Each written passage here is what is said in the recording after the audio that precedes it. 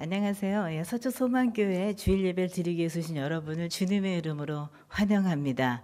오늘도 여러 가지 마음으로 오셨지만 주님께서 채워주시는 말씀의 풍성한 축복이 여기 계신 모든 한 분 한 분들에게 가득 임하기를 바랍니다. 오늘 말씀은 사도행전 강해 그리고 권능자 시즌2의 이야기가 이어지고 있죠. 우리 이어서 지난주 어린이주일 어버이주일 마쳤고 이어서 권능자가 사는 법 시즌2의 네 번째 이야기가 되겠습니다. 터닝, 다시 찍는 내비게이션. 그리고 제가 부제를 조금 길게 잡았습니다. 그릇된 그릇에 극렬한 계비. 사실 이 안에 다 담겼습니다. 설명을 좀 함께 하도록 하겠습니다. 왜냐하면 이 이야기는 너무도 중요한 우리가 신앙생활을 한다고 하면은 정말 너무 중요한 성경 중에 장 중에 장이기 때문에 오늘 특별한 이름을 붙여보았습니다. 뭐냐면요, 우리 신약 성경 그리고 예수님을 따랐던 수많은 사도 가운데서도 많은 저작을 남겨서 우리의 성경책에서 볼 수 있는 수많은 주님의 말씀들을 기록해준 위대한 사도지요. 바로 사도 바울이 탄생하는 바로 그 순간에 아주 유명한 이야기가 사도행전 9장에 펼쳐지고 있기 때문입니다. 어떻게 그 이전에 다른 삶을 살았던 사울이 주님을 만나서 사도로 변모하게 되는지를 이건 본문을 좀 한번 직접 그대로 읽어보겠습니다. 1절부터 5절까지 있습니다. 사울이 주의 제자들에 대하여 여전히 위협과 살기가 등등하여 대제사장에게 가서 다메섹 여러 회당에 가져갈 공문을 청하니 이는 만일 그 도를 따르는 사람을 만나면 남녀를 막론하고 결박하여 예루살렘으로 잡아오려 함이라. 사울이 길을 가다가 다메섹에 가까이 이르더니 호련히 하늘로부터 빛이 그를 둘러 비추는지라. 땅에 엎드러져 들음에 소리가 있어 이르되 사울아 사울아 내가 어찌하여 나를 박해하느냐 하시거늘 대답하되 주여 누구시니까 이르시되 나는 내가 박해하는 예수라. 이렇게 해서 바로 기독교인들에 대한 체포영장을 발부받아서 정말 열성이죠.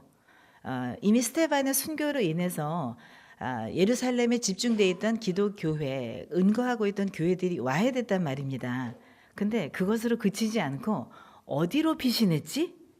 마치 발본색원하려는 당국처럼 바로 유대교 안에서도 핵심 세력을 차지하고 있던 사울의 미션으로 이 불순분자들을 유대교에 반역하는 이 사람들을 모두 다 완전히 뿌리째 뽑아야 된다라는 마음으로 피신처를 다 찾아서 추적하기로 한 것입니다.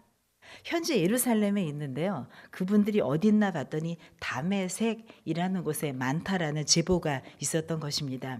다메섹으로 되어 있지만 지금 현재 시리아의 수도인 현존하는 나라고 도시입니다. 다마스커스 똑같은 도시가 여전히 존재하고 있습니다. 그런데 지금 1세기에 예루살렘에 임한 기독교의 핍박을 피해서 다메섹에 이동했다라는 첩보를 듣고 거기까지 출장을 가서 해외 원정을 가서라도 기독교인의 뿌리를 뽑겠다고 했던 사울의 아주 그 열심이 드러난 부분이라고 할 수가 있습니다. 그런데 주님을 만났네요. 우리 성경에 보면 빨간 글씨가 우리 주님 말씀이지요. 사울아 사울아 내가 어찌하여 나를 핍박하느냐 박해하느냐. 사울은 예수님을 믿는 제자들을 박해했을 뿐입니다. 그런데 예수님은 말씀하십니다. 나의 제자를 박해하는 것이 나를 박해하는 것과 같다 하고 직접 사울을 향해서 지금 거친 숨을 내몰며 바로 그 출장지로 가고 있는 사울에게 하나님께서 아주 급습을 해서 말씀하시는 부분입니다. 놀라서 아마 자리에서 쓰러졌던 것 같습니다. 엎드러져서 그 빛에 압도되어서 묻죠. 도대체 누구시죠? 네가 박해하는 바로 그 예수다. 그리고 말씀이 이어집니다. 제가 읽겠습니다. 너는 일어나 시내로 들어가라. 내가 행할 것을 내게 이를 자가 있느니라 하시니 여기까지 하늘에서 형체는 없지만 소리만 임한 바로 사울과 주님의 만남 이야기가 펼쳐집니다. 같이 가던 사람들은 소리만 듣고 아무도 보지 못하여 말을 못하고 서 있더라. 자, 이렇게 예수님을 만난 사울이 땅에서 일어나 눈을 떴으나 아무것도 보지 못하고 사람의 손에 끌려 다메섹으로 들어가서 사흘 동안 보지 못하고 먹지도 마시지도 아니하니라. 제가 워낙 중요한 장면이기 때문에 디테일까지 원문 그대로 본문 그대로 읽었습니다. 바로 이렇게 사울은 주님을 만났습니다. 아주 드라마틱한 순간입니다. 하늘에서 보통 사람이 들을 수 없는 하늘의 음성을 들었고요. 엎드러졌고요. 하나님께서 얼마나 사울을 짓누르시고 새로운 도구로 사용을 하셨냐면 그저 눈을 감기십니다. 앞을 보지 못해서 심지어 이게 가짜가 아니라 진짜 보이지 않아서 다른 사람들이 이끌어줘야만 원하는 곳에 갈 수 있을 만큼 진짜 눈이 멀었다는 것입니다. 사흘 동안 보지도 못합니다. 먹지도 못했습니다. 이전에 내가 깃들었던 모든 이전의 찢기들을 다 비우고 쓰레기 같은 정보들을 모두 가두고 하나님께서 리셋하시는 과정이었던 것이지요. 자, 여기에서 한번 지도를 좀 보겠습니다. 지금 다메섹이라고 하는 새로운 도시가 나왔기 때문에 그리고 앞으로 사도행전 9장 사도 바울의 이야기가 펼쳐지면서부터는 반경이 확 넓어집니다. 제가 지도를 중심으로 설명을 드릴게요. 지난 우리 권능자 시리즈에서 봤던 그 이디오피아 내시 이야기에 보면 그날의 예루살렘에는 교회 큰 박해가 있어 사도회에는 유대와 사마리아 모든 땅으로 흩어졌다라고 했죠. 그래서 사도행전 1장 8절에 있던 하나님의 말씀이 끝까지 땅끝까지 전파됨에 대한 전조가 있었습니다. 그런데 지금 9장입니다. 9장 31절 오늘 본문의 가장 마지막 부분인데요. 이렇게 되어 있습니다. 함께 읽을까요? 그리하여 온 유대와 갈릴리와 사마리아 교회가 평안하여 든든히 서가고 주를 경외함과 성령의 위로로 진행하여 수가 더 많아지니라. 자, 저번에 보셨던 지도에서 유대와 사마리아만 언급이 됐는데 이제 9장 이후부터 갈릴리까지 추가됩니다. 복음의 진전이 지리적으로 확장된다는 것을 이 안에 보여주는 것이지요. 자, 그러면 예루살렘에서 핍박을 받았던 사람들이 피했다는 다메섹이 어딘지 한번 보도록 하겠습니다. 지도를 조금 더 확대하고 위로 좀 올라갑니다. 이스라엘은 이집 아프리카와 유라시아 대륙이 만나는 가운데 시나이 반도, 지금 뾰족한 빗살무늬 토기 같은 거 보이시죠? 이것이 시나이 반도. 저 꼭지점 부분에 시내산이 있습니다. 자, 그리고 연결되는 바로 이 초입의 지중해 연안 서안이 되는 그 부분이 팔레스타인 지역이라고 하고 국가로는 이스라엘. 현재 이스라엘, 그 당시에는 여러 가지 형태로 불리었던 그 나라였죠. 바로 이곳이 예수님의 무대였습니다. 유대, 사마리아, 갈릴리. 바로 이게 이스라엘 땅입니다. 수도는 예루살렘 보이시나요? 자, 이곳에서 모든 종교와 복음 활동이 진행되었는데 자, 도망을 가야 핍박을 피해서 피신해야 되겠습니다. 어디로 가면 좋을까요? 갑자기 비행기 타고 일본엔 갈 수 없고요. 자, 그래서 그저 가까운데 피하기로 하지요. 그래서 위로 올라갔는데 그게 바로 왼쪽은 레바논이고요. 오른쪽은 시리아입니다. 시리아의 수도 다메섹. 여태까지 했던 복음 활동을 계속하기 위한 수도로 들어간 것이지요. 예, 다메섹 위치는 저기 있습니다. 예루살렘에서 다메섹까지의 거리가 약 300km 정도 된다고 해요. 그러니 그 먼 길에 원정 출장을 나가기 위해서 대제사장에게 말하자면 체포 영장에 준하는 공식 허가 문서를 받아가는 우리 사울의 주도 면밀함을 봅니다. 그만큼 사울에게는 이것이 꽂혀 있었던 겁니다. 내가 완수해야 될 굉장히 중요한 책임으로 마음에 들어 있었던 것이지요. 그래서 다메섹을 달렸던 것이고 방금 읽으신 이 사건이 일어난 것입니다. 한번 생각해 봅니다. 지금 사울은 어떻게 살아왔는지. 지금까지 읽으셨던 1절부터 9절까지의 내용은 한마디로 말하면 사울의 삶을 그릇된 그릇이라고 붙여볼 수 있겠습니다. 왜냐하면 주님께서 나중에 사울을 향해서 그릇이라는 표현을 쓰시거든요. 내가 택한 그릇. 이게 오늘의 키워드가 되겠는데, 택한 그릇으로 명명되기 이전의 삶은 그렇게 살지 못했다는 것이니 그릇된 그릇으로 명명해 보겠습니다. 자, 사울의 삶은 악인이라고 보기는 어울리지 않습니다. 아마 아주 객관적인 면에서 제가 대제사장이다, 그리고 그 측면에서 그 자리에서 사울을 바라본다, 이렇게 훌륭한 사람이 없는 겁니다. 직업정신 투철하고 자기 임무 확실히 해내고, 이미 다 끝났는데 소임을 다 했는데 제가 더 하겠습니다. 이걸 완결하려면 이런 방식이 있습니다. 이걸 위해서 이렇게 기한을 해서 그 필요한 실무적인 것들을 다 구비하는 사람이니 사회인으로서는 얼마나 훌륭한 사람입니까? 악하다고 볼 수도 없습니다. 왜냐하면 이분의 소신, 특히 유대교의 지도자였다고 하는 바로 이 타이틀은 유대교 시스템 자체가 종교성이었던, 신앙이었던 유대인의 그 사회 안에서는 이분의 책임에 대한 신실성 이퀄 신앙인 것입니다.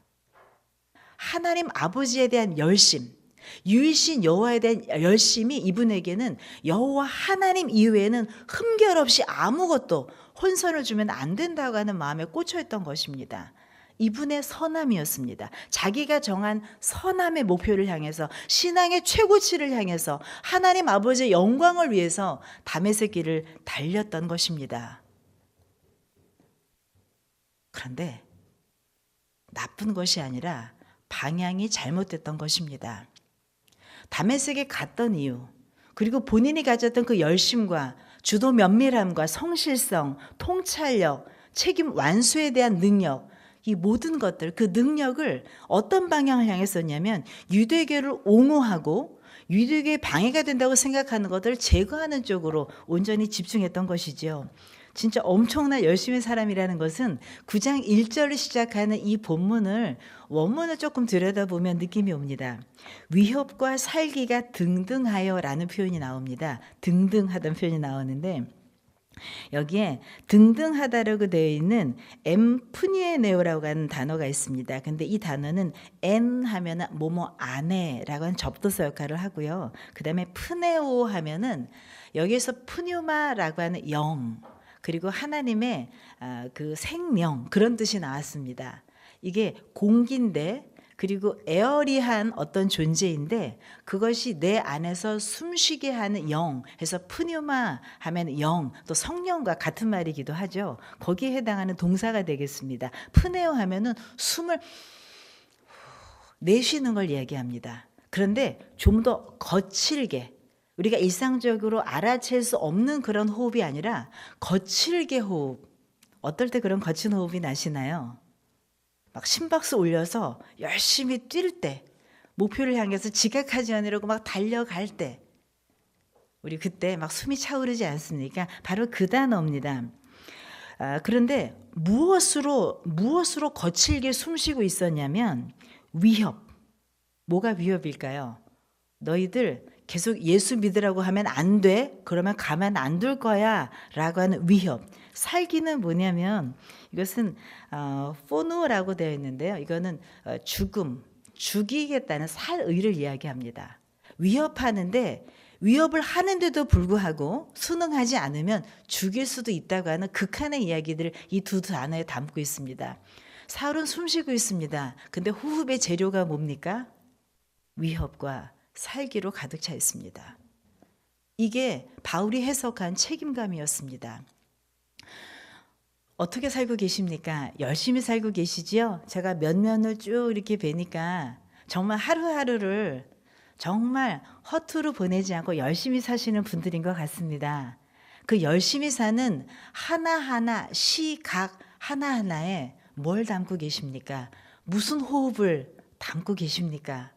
내 딴은 아주 열심인데 혹시 엉뚱한 것을 향해서 열정을 베풀고 계시진 않습니까? 바울이 그러했습니다. 누가 봐도 열심히 사는 모습인데 위협과 살기라고 하는 너무나 큰 극단의 감정을 품고 최선의, 진짜 그야말로 헌신, 죽도록 헌신하는 그 완전 샘플 같은 그 모습을 보여주고 있습니다. 그런데 그 율법만을 향한 열심, 누가 봐도 아름다운 유대교 안에서 이상적인 모습이었겠으나 이것은 바로 아까 다메섹 도상에서 하늘의 음성처럼 예수님을 박해하는 행동이었습니다. 하나님을 대적하는 수단도 될 수가 있습니다.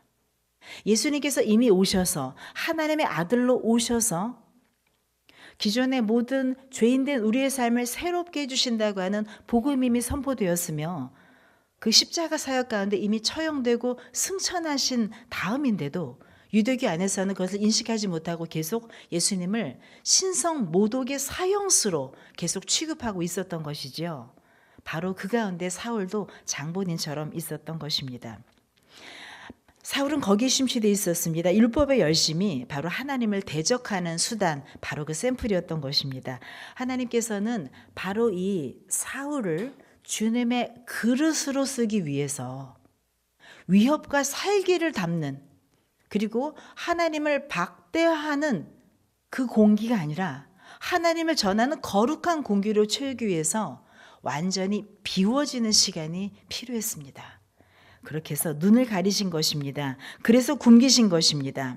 사흘의 어둠과 그리고 굶주림을 통해서 옛 사울이 죽어가는 시간입니다. 자, 이렇게 새롭게 이 시간을 보내고 있는 바울의 이야기, 그 다음에 후반부 이야기는 10절부터 다시 시작이 되는데요. 새로 등장하는 인물이 있습니다. 아나니아를 기억하십시오.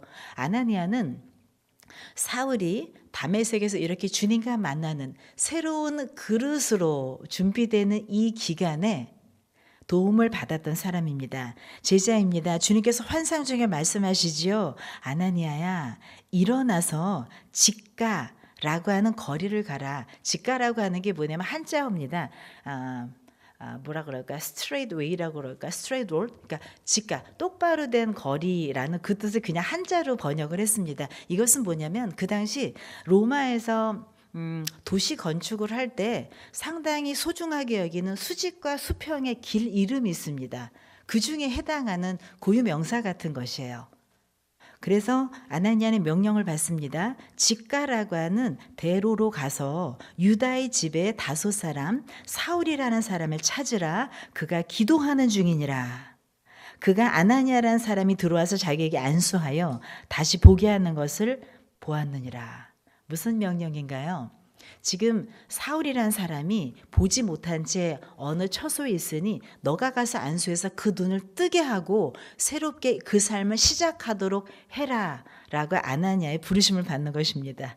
그런데 얼마나 사울이 유명했었는지 아나니아는 이미 사울의 오명을 알고 있었습니다.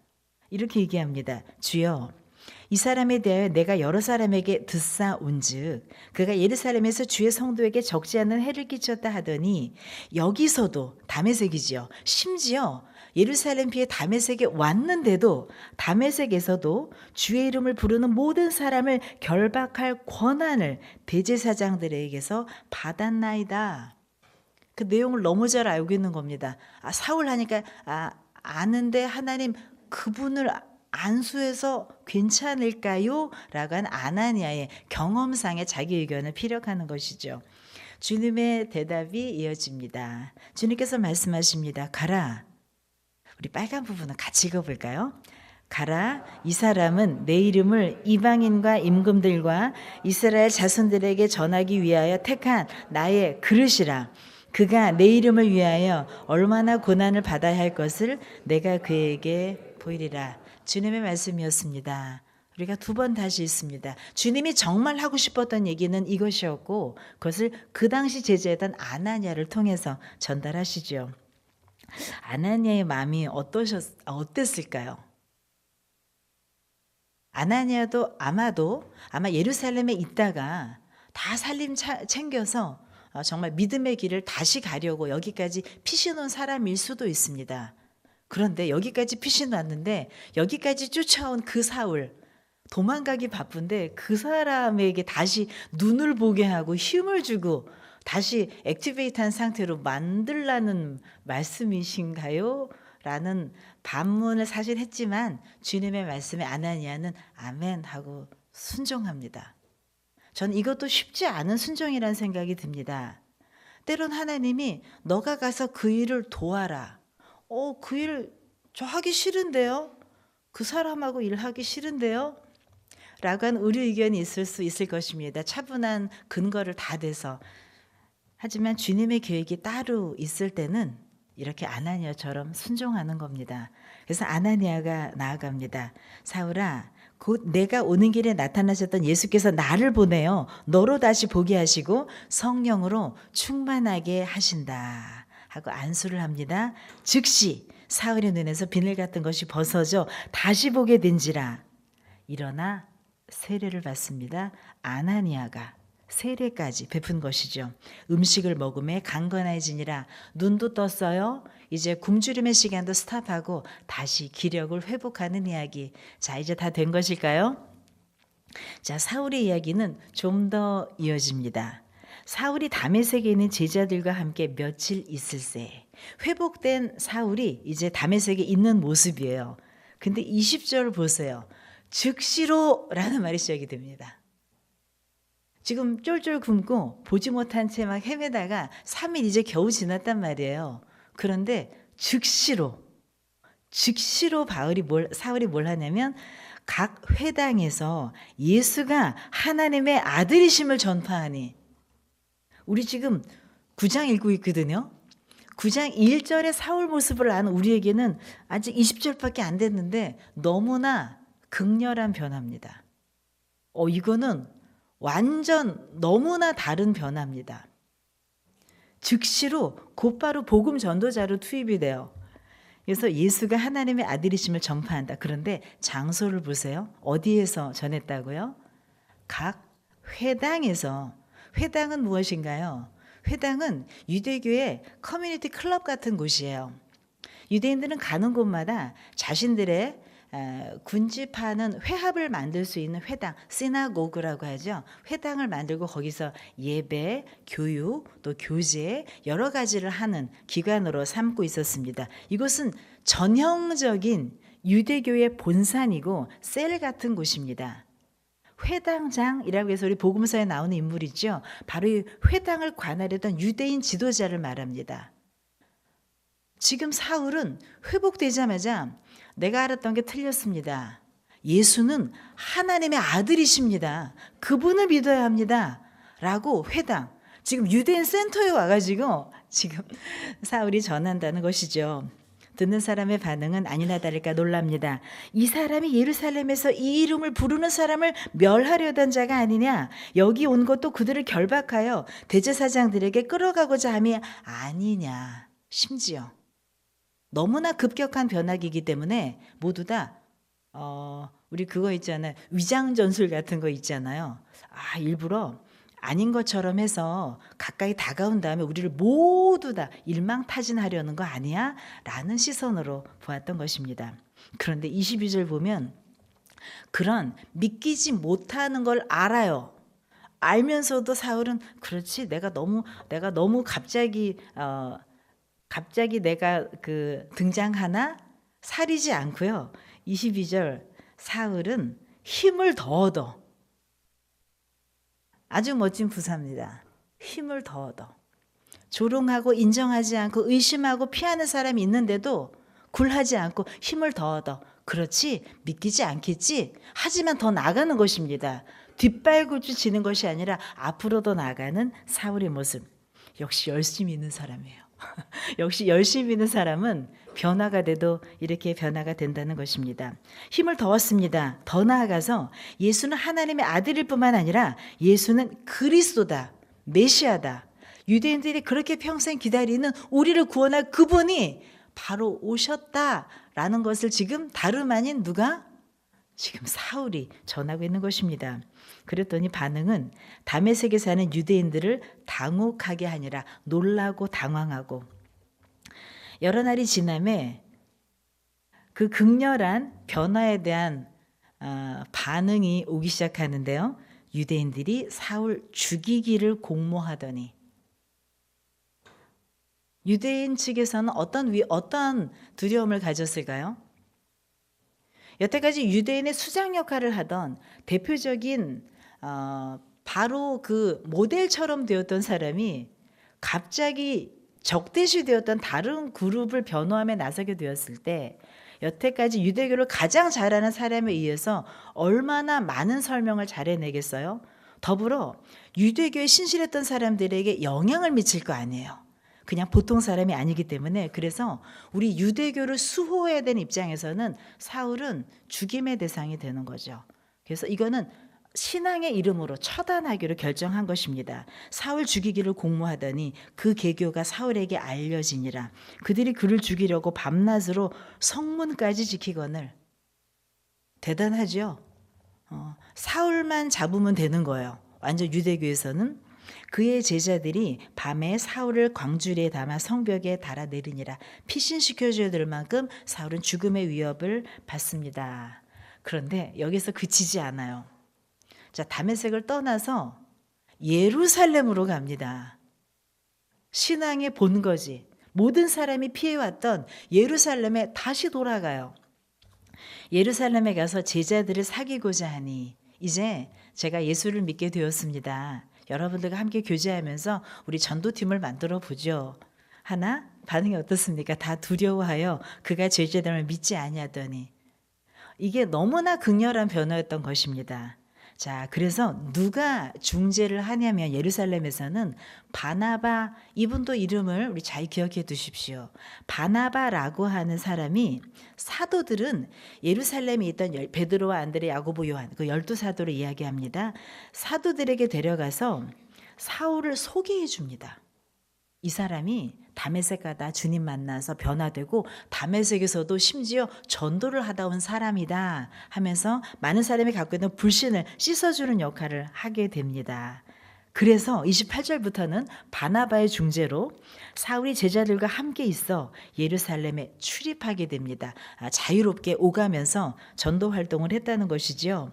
그러면서 전하는 이야기가 주 예수의 이름으로 담대히 말하고 헬라파 유대인들과 함께 말하며 변론하니, 완전히 예루살렘 센터에서 복음을 전하는 사람으로 변모했을 때 아까도 다메섹에 있었던 현상이 예루살렘에서도 일어납니다. 사울을 죽이려고 또 힘쓰는 것이죠. 자, 그때 결국 사울은 다메섹에서도 예루살렘에서도 극렬 전도했어요. 하지만 결국 피신해야 되는 입장이 되었고 형제들이 이제 한편이 된 것을 알고 사울을 피신시켜 줍니다. 가이사랴로 데리고 와서 다소로 보냅니다. 다소는 사울의 고향입니다. 그곳으로 보내주지요. 그리고 나서 사울은 잠시 사도행전상에서 사라집니다. 사울이 그릇된 그릇으로 살았던 인생, 주님 만나서 완전 변화되고 다메섹에서, 예루살렘에서 완전 극렬 복음 전도자의 삶이 되고 죽음의 위협까지를 결국 유발하면서 그 삶을 살았던 인생이 정리되고, 결국 그리하여 사울의 활동으로 인해서 유대의 갈릴리 사마리아가 평안해지고 주를 믿는 사람의 수가 더 많아졌다 라는 것이 바로 사울의 삶을 얘기하는 후반전 이야기가 되겠습니다. 10절부터 이야기를 지금 읽은 본문을 중심으로 조금 정리를 해볼게요. 아까 1절부터 9절까지는 지금 이전에 그릇된 그릇으로 살았던 사울의 인생을 하나님이 비우시는 시간이었습니다. 우리 디톡스라는 게 있죠. 우리 몸에 관리 안 한 지 오랫동안 너무 힘들어진 육체가 있으면 관리해 주시는 전문가가 일단 물을 먹이는 게 아니라 그냥 굶고 비우고 그냥 물만 마시라고 합니다. 내 몸에는 모든 나쁜 것들을 보낼 수 있는 시간을 충분히 가지라는 것이죠. 이제 그 시간을 가진 사울에게 하나님께서 새롭게 그릇을 빚는 시간을 갖는 것입니다. 계비라는 말이 좀 우리가 자주 쓰는 말은 아니지요. 계비는 한자어로 다시게, 그리고 준비한다, 비, 그래서 새롭게 준비한다. 아유, 옷을 새롭게 개비하셨네요. 건물이 새롭게 개비되었습니다 라는 표현이 존재합니다. 그릇이 다시 새롭게 만드는 것이 아니라 있던 것인데 새롭게 정비한다는 의미를 갖습니다. 사울은 아주 훌륭한 그릇이었습니다. 그 당시 특별히 유대교 사회에서는 누구나 정말 워너비, 흠모하고 저렇게 됐으면 좋겠다 했던 선망의 대상이었을 것입니다. 하지만 주님의 시각에서는 그건 그릇된 그릇이야. 주님의 그릇으로, 나의 택한 그릇으로 만드시기 위해서 계비를 하시는데요. 그릇이 새로워지는 시간을 갖게 하신 것입니다. 눈의 비늘을 벗어주셨고요. 그리고 사울은 거기에 응하듯이 즉시 복음을 전하는 인물이 됩니다. 제가 계비 앞에 극렬이라고 하는 좀 강한 형용사를 쓴 이유는 워낙 사울이라고 하는 인물이 뜨거운 사람이었기 때문에 그 뜨거운 열정 그대로 방향만 바뀐 채 다른 일을 하게 되는 변화. 그래서 극렬이란 표현이 어색해도 붙이는 게 좋겠다라는 생각이 들었습니다. 첫째, 극렬한 방향 전환을 했습니다. 유대교에서 기독교가 된 거예요. 기독교는 유대교가 대놓고 박해하던 기관입니다. 그런데 유대교에서 기독교로 그냥 완전히 다른 차를 탔어요. 그리고 극렬한 속도, 방향만 전환한 것이 아니고요. 방향이 달라지자마자 냅다 뛰기부터 시작합니다. 적응이 금방 되었어요. 그냥 뜁니다. 즉시로. 그리고 뭐라고 믿지도 않는데 힘을 더 얻어서. 바로 그게 사울이었습니다. 극렬한 속도로 박해자로 왔는데 선교자가 되죠. 그리고 극렬한 영향을 미치는 사람이었습니다. 사울은 유대교 안에서도 스데반이 순교할 때 그 옷을 맡았던 증인의 모습 기억하시지요? 그런 지도자의 위세를 했는데 이제는 유대교에서 저놈만 죽이면 돼. 그래서 살해 위협을 받는 사람이 되어서 도망자 신세가 됩니다. 너무나 극렬한 변화인 것이죠. 그런 생각이 들었습니다. 왜 하나님이 사울을 들어쓰셨을까? 그리고 조금 더 친화적인 사람들을 조금 고쳐서 쓸 수 있지 않으셨을까? 근데 하나님께서는 사울을 택한 그릇이라고 완전 지명하셨죠. 하나님은 그 열심을 버리지 않으셨습니다. 그 열심을 고이 그대로 에너지 그대로 쓰셨습니다. 하지만 방향만 전환하신 거지요. 여기서 중요한 단어인 택한 그릇이라는 얘기를 조금 더 자세히 제가 좀 드릴게요. 원래 이 단어가 쓰여졌던 그리스어 본문은 보라색 라인으로 되어 있습니다. 스키오스 에킬로게스라고 하는 말인데요. 스키오스는 제가 예전에 사순절 묵상 때 한번 제가 설명드린 테마로 그릇이라고 하는 테마가 있습니다. 거기 보면 잘 설명이 되어 있습니다. 그릇은 보통 그냥 용기, 베슬을 의미하는데요. 은유적으로는 도구나 수단, 사역자의 의미로도 성경에서 사용되고 있습니다. 예를 들면 로마서의 9장에 보면 진노의 그릇, 긍휼의 그릇, 어떤 것이 담겼느냐, 이것은 실질적인 우리의 컵이나 그런 걸 말하는 것이 아니죠. 바로 이때 이 단어가 사용됐습니다. 그 다음에 에클로게스라고 하는 말은 합성 단어인데요. 에크 하면은 밖으로라는 뜻입니다. 그리고 이 안에 레고라는 동사가 숨어져 있는데 레고는 말하다는 단어로 굉장히 많이 사용되는데 뽑아내다라는 뜻도 포함이 되어 있습니다. 그러니 에클레고 한다 그러면은 밖으로 뽑아냈다. 숨겨져 있던 것을 내가 이렇게 선별하여서 이렇게 탁 픽해서 딱 뽑아냈다라는 의미를 갖는 단어가 되겠습니다. 그런데 이것은 그냥 우리가 합성 동사로서 동작만 표현하는 것이 아니라 특히 신약 성경에서 여러 가지로 설명이 됩니다. 여기 특히 스큐스 에큘로게스라고 하는 단어가 쓰여져 있는데요. 그냥 문법을 설명 제가 그냥 간단하게만 하면 이것은 그리스어에서 에큘로게스라고 하는 말이 속격, 주속 여대 호격을 가지는데요. 그리스어가 그중에 속격에 해당합니다. 속격은 보통 소유격이 되기도 하고 뒤에서 꾸며주는 말처럼 사용되는데 속격에 아주 조금 심화된 문법 사항 가운데 성질의 속격이 있습니다. 퀄리티 자체를 나타내는 속격이라는 의미가 있어요. 그래서 그냥 간단히 말하면 우린 그냥 택한 그릇 이렇게 그냥 한글로 보지만 원어상으로 봤을 때는 그 존재 자체가 택함이다 라는 뜻을 갖는 것입니다. 어떤 택함 행동이 아니라 존재 자체가 택함이라는 굉장히 고유한 것이죠. 굉장히 특별한 그 의미로 이 단어가 사용됐다는 것입니다. 그리고 수동선행 신학을 포함합니다. 우리가 주님의 제자가 되겠다고 저요 동네 반장처럼 나서지 않습니다. 주님께 택함을 받아야만 합니다. 내가 정말 원하는데 주님의 택함을 받지 못하면 그 일 이루어지지 못합니다. 그런데 하나님께 사울을 분명히 향해서 분명히 얘기합니다. 택함 받은 나의 그릇이라고 얘기하시죠. 하나님의 선행적 의지, 하나님이 주권을 가지고 명하시는 바로 그 대상이란 이야기입니다. 그리고 특별히 신약에서는 바로 이 단어가 아무데나 쓰이지 않습니다. 7번 딱 쓰였는데요. 모두 다 용례가 하나님께서 특별히 택하시는 대상을 뜻할 때만 선별해서 사용됐던 바로 단어가 이 단어인 것이죠. 그래서 우리가 택한 그릇이다라고 알고 있지만 사실은 보다 더 깊은 의미가 있다는 것을 아시면 좋겠습니다. 유대인들로부터 미움을 받아서 이제 박해의 대상이 되었던, 생명의 위협까지 느꼈던 사울이 피신했던 곳이 어디라고요? 자, 우리 지도에 찾아보겠습니다. 다소 한번 찾아보세요. 다소가 저 위에 있습니다. 터키 남부 연안에 있어요. 탈수스라고도 하는데 이곳의 위치를 잘 보세요. 지금 이것을 확대하면 아주 큰 세계 지도가 나오는데요. 세계 지도에서 지금 터키와 밑에 팔레스타인이 만나는 이곳은 아시아와 유럽, 그리고 밑에 문화와 위의 문화가 동서가 교차하는 아주 묘한 결절점이 되는 곳입니다. 이곳에서 사울은 태어났어요. 예루살렘 태생이 아닙니다. 부모님은 유대인이었어요. 혈통상은 100% 북의 목의 유대인이었는데 태어난 곳이 이곳이었습니다. 왜 그랬을까요? 이것은 우리 유대인들의 역사적 배경을 알게 되면 금방 이해가 되는 것인데, 유대인들이 구약시대에 분열 왕정 이후에 포로기가 되어서 바벨론이 자기 나라로 다 끌고 가거든요.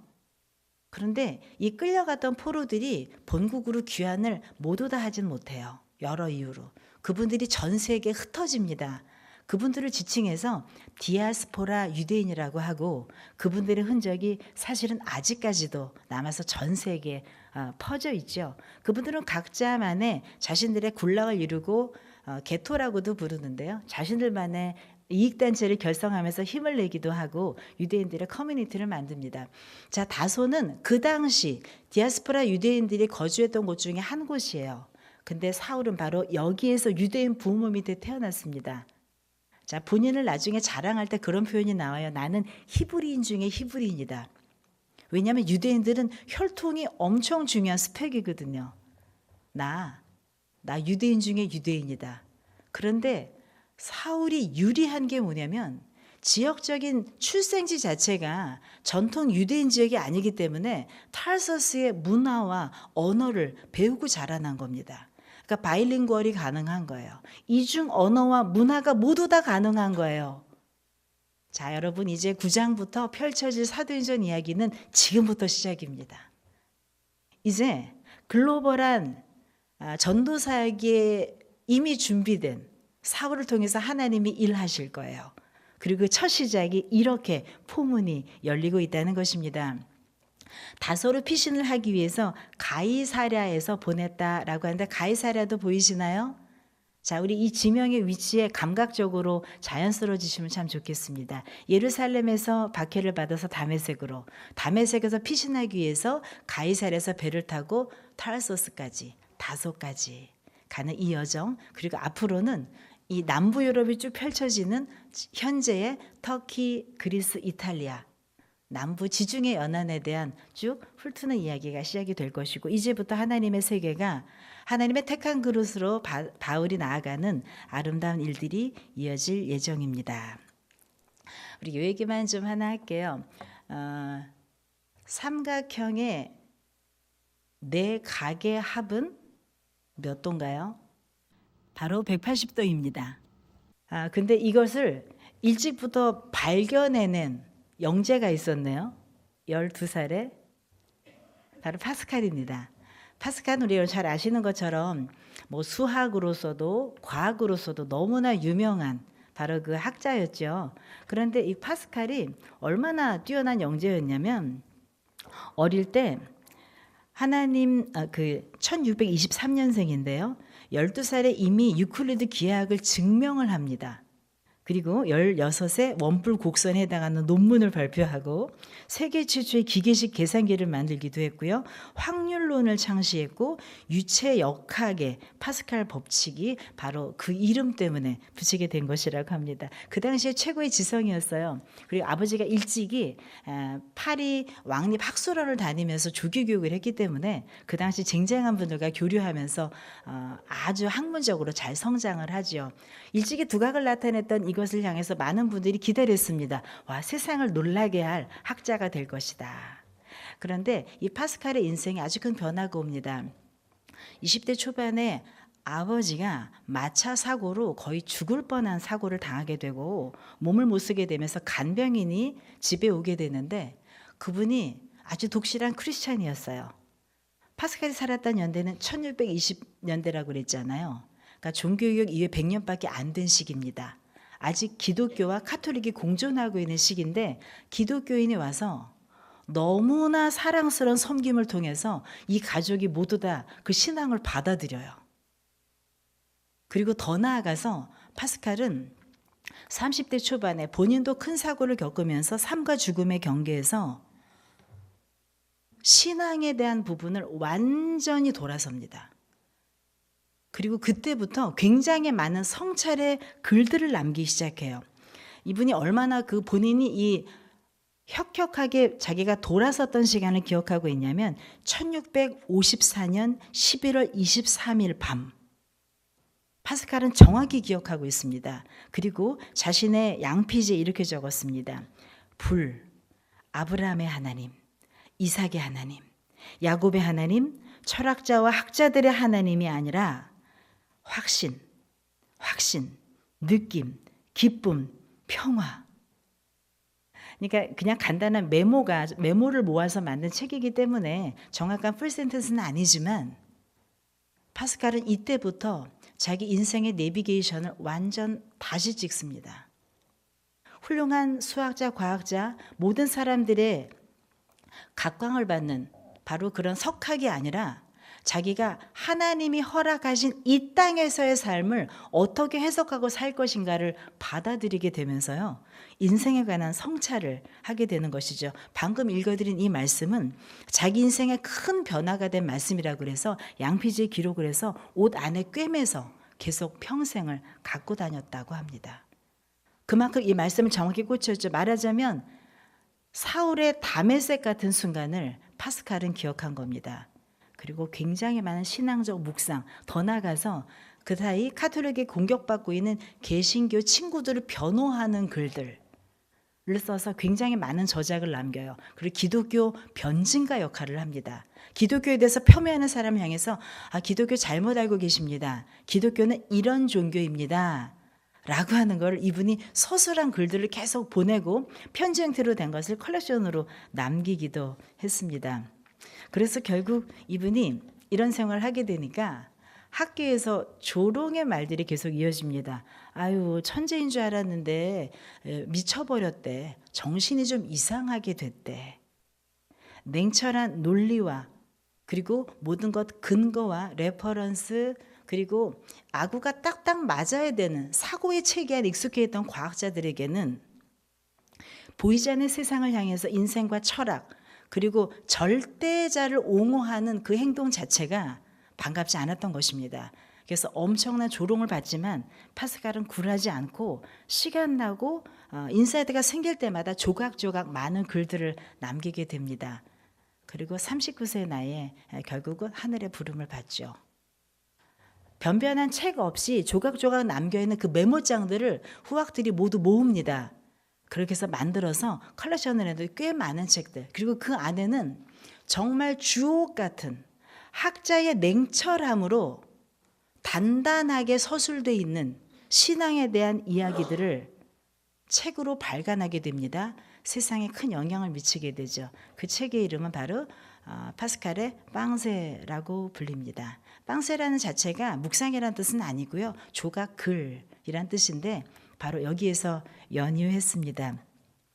하나의 글을 좀 한번 볼게요. 우리 파스칼이 빵세에 남긴 글 중에 하나입니다. 한번 읽어볼까요?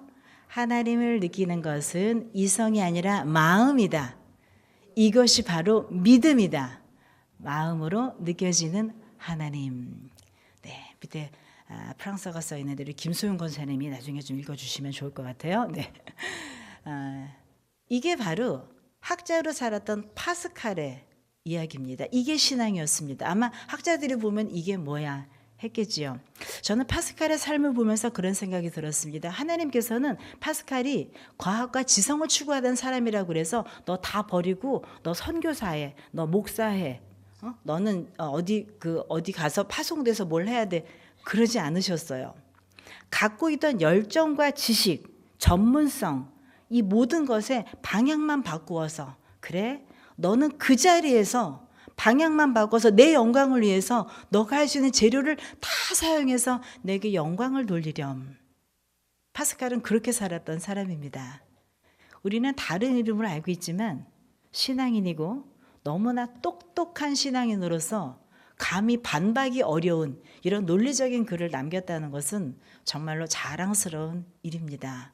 혹시라도 믿음의 세계에 나의 이성과 지적인 세계가 너무 강고해서 나는 그렇게 동화같이 신화 같은 이야기는 나는 싫어 라고 거리게 하는 분들이 있다면 파스칼의 빵세를 권해보시는 것도 좋을 것 같습니다. 그 안에 철저히 나의 논리 가운데 살았지만 주님의 이름으로 다시 방향을 바꿔 또다시 영광을 돌린, 논리로 영광을 돌린 파스칼의 인생을 볼 수가 있습니다. 열심히 살아오셨지요? 혹시 제대로 된 방향 보고 살아오셨습니까?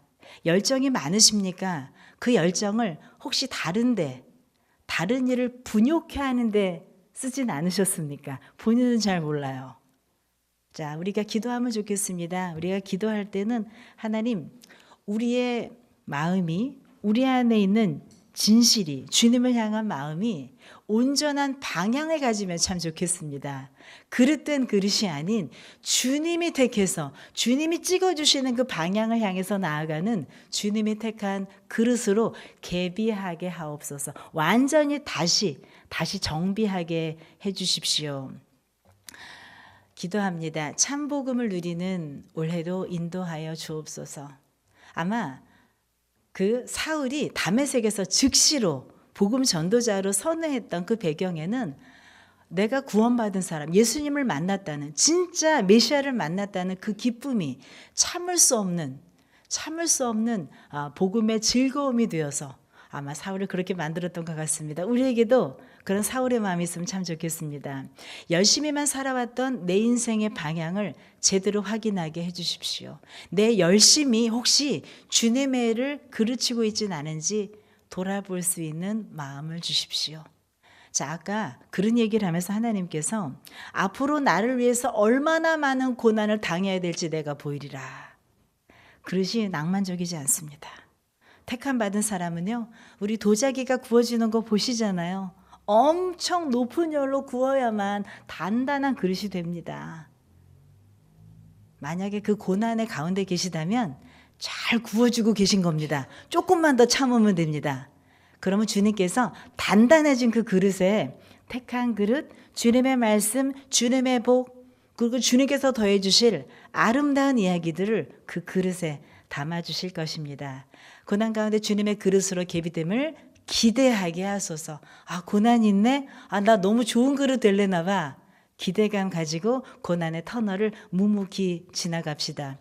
연약하신 환우분들 많습니다. 함께 기도하고 우리 치료 중이신 분들, 또 결과도 기다리시고 진단받고 또 마음 불안하신 많은 분들 함께 주님께서 보혈의 손길로 덮어주시기를 함께 기도하겠습니다.